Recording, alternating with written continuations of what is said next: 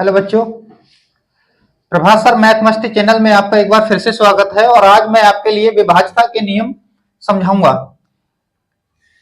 संख्या पद्धति में विभाज्यता का जो नियम है कि हम देखकर तुरंत बता सकते हैं कि 2 से, 4 से, 3 से, 5 से और 11 से कौन कौन सी संख्या ऐसी हैं जो विभाजित हो सकती हैं और नहीं हो सकती हैं। तो उसमें सबसे पहला जो नियम है हमारा वो है 2 से विभाज्य। 2 से विभाज्य संख्या दी हुई होती है और पूछा जाता है कि इनमें से कौन सी ऐसी संख्या है जो हमारी 2 से विभाज्य हो सकती हैं। तो क्वेश्चन है हमारा पहला, कहा गया है कि ये जो संख्याएं दी गई हैं इनमें से देखना है कि कौन सी ऐसी संख्या है हमारी जो 2 से विभाज्य हो सकती है, यानी कि जिसमें 2 से भाग जा सकता है। अब देखो, अगर हम 2 से एक एक संख्या को भाग देंगे तो बहुत टाइम लग जाएगा, लेकिन हमें क्या करना है, शीघ्रता करना है। तो 2 से विभाज्यता का नियम है जिसके इकाई का अंक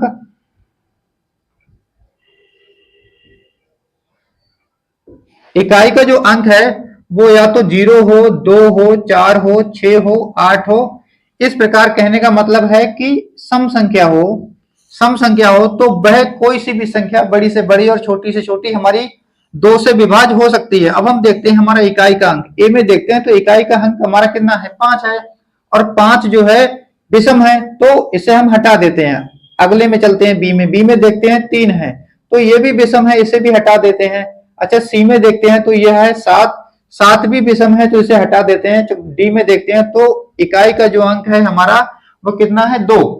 और यही हमने कहा है कि 0, 2, 4, 6, 8 हमारा यदि इकाई का अंक है, सम अंक है, तो वो संख्या पूरी की पूरी 2 से विभाज्य होगी, अर्थात हमारी जो संख्या डी है वो 2 से विभाज्य होगी। इसी प्रकार अगला है 3 से विभाज्यता का नियम।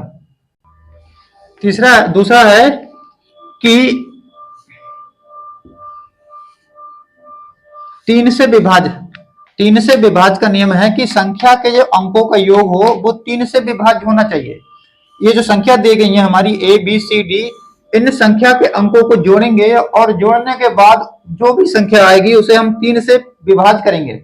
यदि संख्या पूरी पूरी भाग हो जाती है तो वो हमारी संख्या क्या होगी, 3 से विभाज्य होगी। तो हम पहला ए लेते हैं, ए है हमारा 3, 7, 2, 1, तो 3 और 7 10, 10 और 2 12, 12 और 1 13, यानी कि 13 हुआ। क्या 13 हमारा 3 से विभाज्य है? नहीं है। तो ये वाली संख्या क्या हो सकती है, हमारी विभाज्य नहीं हो सकती। अगली जो संख्या है उसे देखना है हमें, तो 7 और 3 10, 5 15 और 1 16। अगर हम इसको जोड़ेंगे तो कितना हुआ हमारा, 16। तो ये 16 भी 3 से विभाज्य नहीं है। अच्छा, अगला देखो, 9 और 1 10, 10 3 13, 13 और 5 18 हो गया, 13 और 5 18। और 18 को यदि हम 3 से भाग करेंगे तो पूरा पूरा कट गया, 3 छक 18। अच्छा, इस प्रकार जो संख्या आई हमारी ये राइट हो गई, बाकी ये गलत। डी भी हम देख ले रहे हैं। डी को यदि हम जोड़ेंगे तो देखते हैं 4 6 10, 10 9 19, 19 4 6 10 9 19, 19 और 7 बना हमारा 26, और 26 को 3 से डिवाइड करेंगे तो ये डिवाइड नहीं होगी, अतः ये भी संख्या हमारी 3 से विभाज्य नहीं है। इसी प्रकार हमारा अगला नियम है, अगला है 4 से विभाज्य। तो 4 से कौन सी संख्या विभाज्य होगी वो हमें देखना है। इकाई और दहाई से बनी हुई संख्या, इकाई और दहाई से जो संख्या बनी है, इकाई और दहाई से बनी हुई संख्या 4 से विभाज्य हो तो हमारी पूरी संख्या 4 से विभाज्य हो जाएगी। अब जैसे हमने ले लिया 54 यानी कि 54, इसको यदि हम 4 से काटेंगे तो 4 एकम 4 बचा 14, और 14 पूरा डिवाइड नहीं होगा। जब 14 नहीं होगा तो ये हमारी संख्या 4 से भी विभाज्य पूरी नहीं हो सकती। अब हमें लेना है अगली 45। 45 भी हमारी 4 दहाई 40 और 4 एकम 4 यानी एक शेष बचेगा, 45 भी हमारी नहीं होगी। फिर हम लेते हैं 64। 64 में हम देखते हैं कि 4 एकम 4 बचा 2, 4 छम 24 यानी पूरा पूरा कट गया, तो ये हो जाएगी। 51 भी हमारी नहीं होगी। तो जिसके इकाई और दहाई से बनी हुई संख्या यदि 4 से डिवाइड होती है तो वो पूरी संख्या हमारी 4 से विभाज्य हो जाएगी। इसी प्रकार अगला नियम है, आगे कहा गया है कि 5 से विभाज्य कौन सी संख्या है जो 5 से विभाज्य हो सकती है। तो 5 से विभाज्यता का नियम है कि इकाई का अंक 0 हो या 5 हो, जिस संख्या का इकाई का अंक 0 हो या 5 हो तो वो संख्या हमारी क्या हो, 5 से विभाज्य हो सकती है। तो इकाई का अंक 0 है, यानी कि ये संख्या हमारी 5 से विभाज्य होगी। दूसरी संख्या लेते हैं तो इसके इकाई का अंक क्या है, 6 है। अब 6 है, हमारे नियम में ये तो है नहीं, या तो 0 हो या 5 हो, तब वह संख्या विभाज्य होगी, अतः ये वाली संख्या नहीं होगी। अच्छा, अगली उठाते हैं तो इसमें क्या है, 9 है।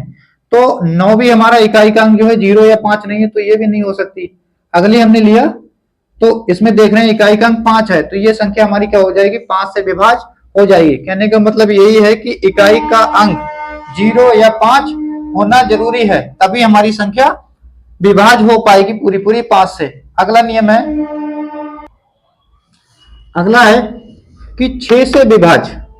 6 से विभाज्यता का नियम क्या है, तो 6 से विभाज्यता का नियम है कि इसके अंकों का जो योग है वो 6 से विभाज्य होना चाहिए और इकाई का जो अंक है वो सम होना चाहिए।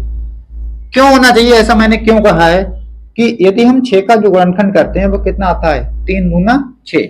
इसमें देखो 3 का और 2 का दोनों गुणनखंड आए तो हमें 3 का और दोनों का 2 का रूल लेना चाहिए। यानी कि 3 का जो रूल है वो क्या है, अंकों को जोड़ो और उसे 3 से डिवाइड कर दो, जबकि 2 का जो रूल है कि अंकों का योग कितना होना चाहिए, सम होना चाहिए। तो अब हमें 3 दूना 6 से करना है, तो 6 से करने का मतलब कि अंकों का जो योग है वो 6 से डिवाइड हो जाए और इकाई का जो अंक है वो कितना हो जाए, सम होना चाहिए। तो अब हम देखते हैं इसके लिए, तो इसका इकाई का अंक तो पहले से ही विषम है, ये नहीं हो सकता।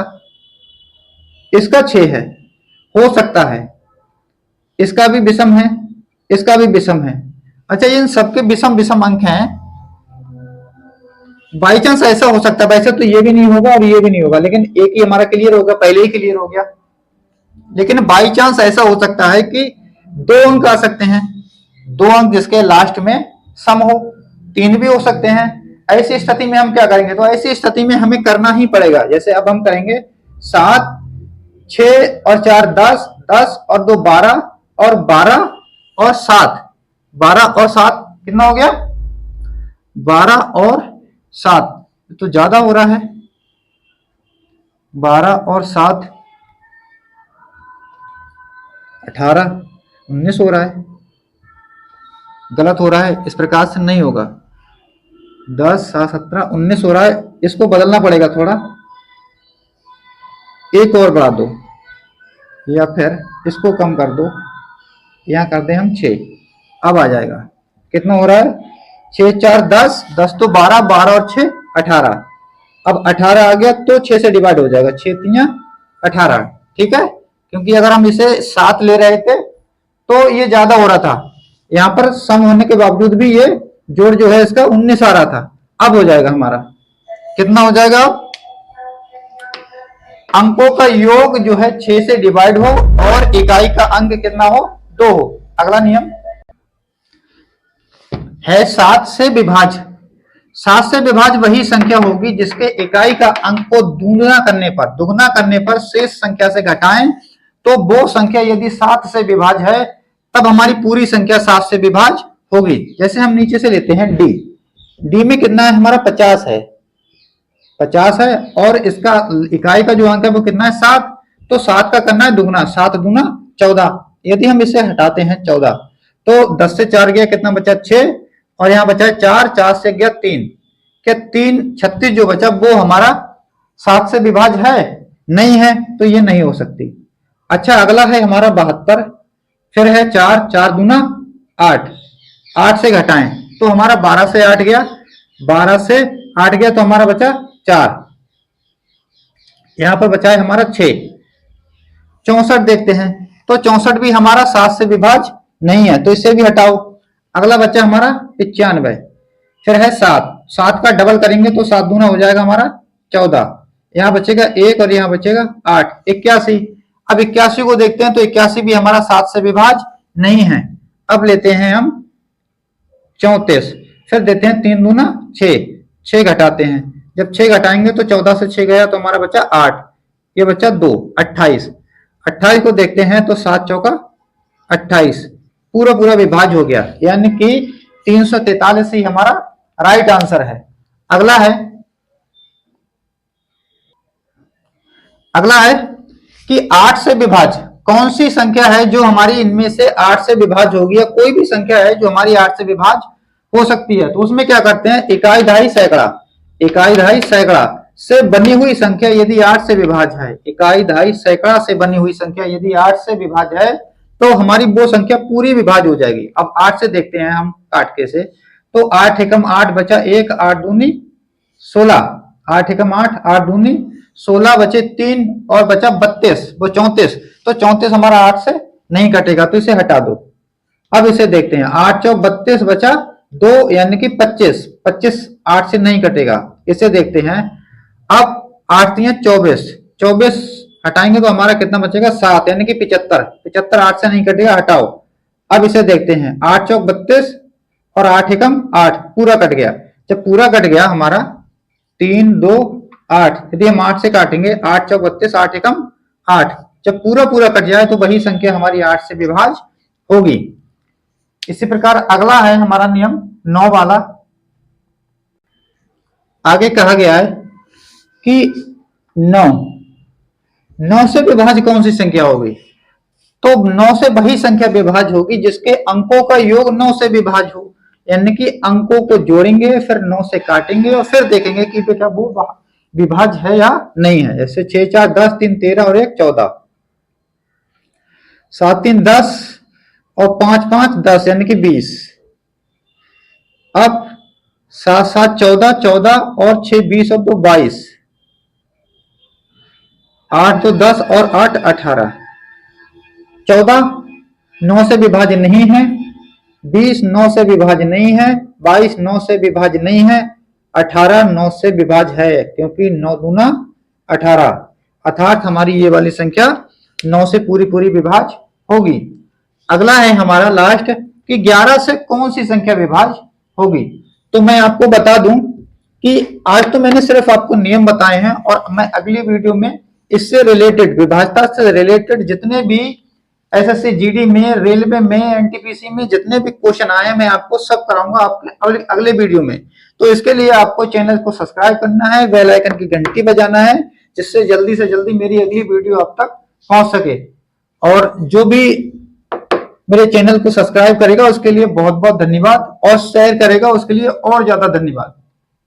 तो अगला है कि 11 से विभाज्य कौन सी संख्या है इनमें से जो 11 से विभाज्य होगी। ऐसा सबसे ज्यादा जो क्वेश्चन पूछे जाते हैं वो 9 से विभाज्य, 8 से विभाज्य, 11 से विभाज्य, इन्हीं से आते हैं। तो आपको देखना है कि इनके सम स्थान के अंकों का योग, सम स्थान अंकों का योग, विषम स्थान के अंकों का योग, यदि दोनों चाहे विषम से सम घटाओ या सम से विषम घटाओ कोई फर्क नहीं पड़ता, लेकिन फर्क पड़ता है कि उनका अंतर जो आना चाहिए या तो 0 आए या फिर 11 आए।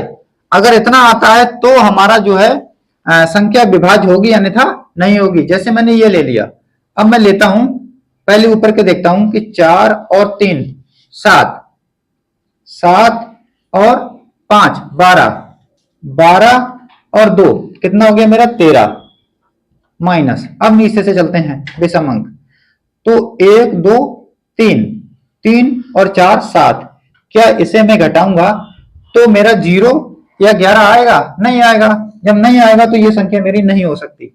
अच्छा, अब मैं देखता हूं अगली चलते हैं, तो 6 और 7 13, 13 और 3 16, 16 और 1 17 माइनस 6 4 10, 10 2 12।